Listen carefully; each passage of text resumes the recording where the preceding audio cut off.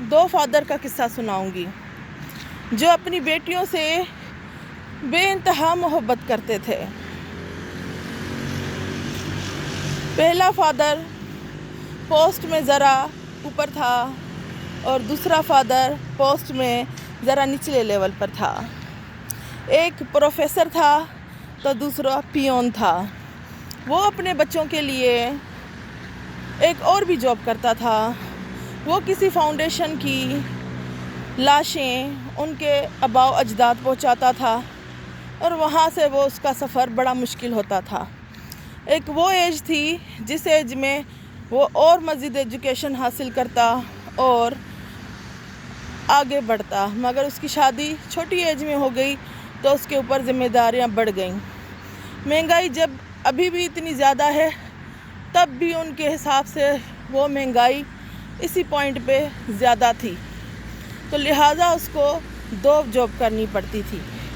एक स्कूल में पियोन थे, उसके बाद उन्होंने किसी फाउंडेशन में एम्बुलेंस के ज़रिए लाशें उठाने का काम किया। तो लाश उठाना और गंदी सड़ी हुई लाशें उठाना, सड़े हुए कीड़े वाले लाश उठाना, ये कोई आसान काम उसके लिए नहीं था। इंसान कितना भी बहादुर हो पर खौफ तो आता है, मगर उसने अपने बच्चों के लिए ये काम भी करना कबूल कर लिया। जहाँ पे मेरे फादर ने मेरे लिए अच्छी अच्छी बुक्स लेने ली और जब उसका कवर लगाने का टाइम आता था तो वो हमेशा सिंपल कवर लेते थे और अगर वो चाहते तो उससे महंगे भी ले सकते थे। मगर जो मेरा फादर पियोन था वो अपनी बेटी के लिए महंगे कवर और खूबसूरत डिज़ाइन वाले कार वाले बारबी डॉल वाले स्टिकर लेकर आता था ताकि उसकी बेटी ये फील ना करे कि वो एक गरीब फादर की बेटी है। फिर वो उसकी बेटी मुझे कहती थी, तुम्हारा फादर तो देखो कितने सिंपल चीज़ें लाता है, मेरे फादर को देखो कितनी अच्छी वाली चीज़ें मेरे लिए लाता है।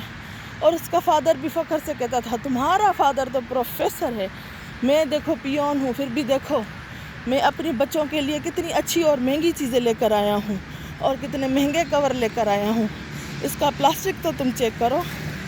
फिर मैं उनकी वो बातें सुन के खुश होती थी।